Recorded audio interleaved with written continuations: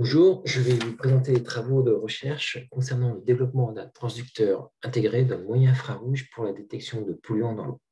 Ce travail est le fruit d'une collaboration entre l'Institut de sciences chimiques de Rennes, l'IFREMER et l'Institut Photon. Donc, le moyen infrarouge est une bande spectrale comprise entre 2 et 20 microns, et de nombreuses molécules possèdent des bandes d'absorption dans cette gamme de longueur d'onde, comme illustré sur cette figure. La, la spectroscopie dans le moyen infrarouge est une technique d'analyse qui ne nécessite pas de marqueurs et qui permet d'identifier et de mesurer quantitativement des molécules.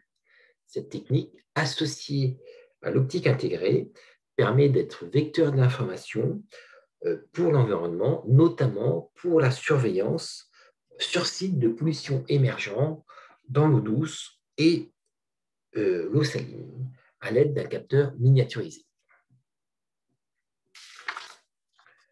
Pour ce faire, nous avons donc développé une plateforme optique intégrée à base de verre de chalcogénure, qui est un matériau transparent dans le moyen infrarouge, comme illustré sur cette photo de MEB. Ensuite, nous avons détecté des substances liquides par ondes évanescentes. Ces substances sont absorbantes dans le moyen infrarouge, notamment à 7,7 microns. Donc, comme montré sur cette figure, nous mesurons la puissance optique à la sortie du transducteur en fonction du temps, en absence ou en présence en fait, de molécules d'isopropanol qui absorbent à 7,7 microns. Ensuite, nous avons fonctionnalisé ce transducteur par un polymère, le PIB, qui est hydrophobe, permettant en fait, de diffuser les molécules à détecter vers la surface du transducteur afin de s'affranchir de l'absorption de l'eau. La preuve de concept a été réalisée sur plateau ATR pour détecter des molécules telles que le benzène ou le toluène ou le xylène. En fait. Ce polymère est régénérable, stable dans le temps, en eau douce et de mer, et en eau de mer, en fait, transparent dans le moyen infrarouge et compatible avec du monitoring en flux.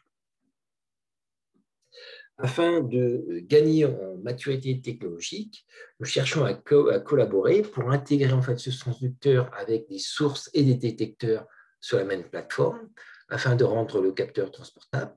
On cherche également à développer la partie microfluidique sur la plateforme en verre de chalcogénure. Et enfin, on étudie le multiplexage en détection de molécules en fonction de la longueur d'onde. Actuellement, nous travaillons sur le développement de l'effet Vernier, en associant en fait des micro-résonateurs et des Mach-Zehnder pour la transduction afin de diminuer la limite de détection.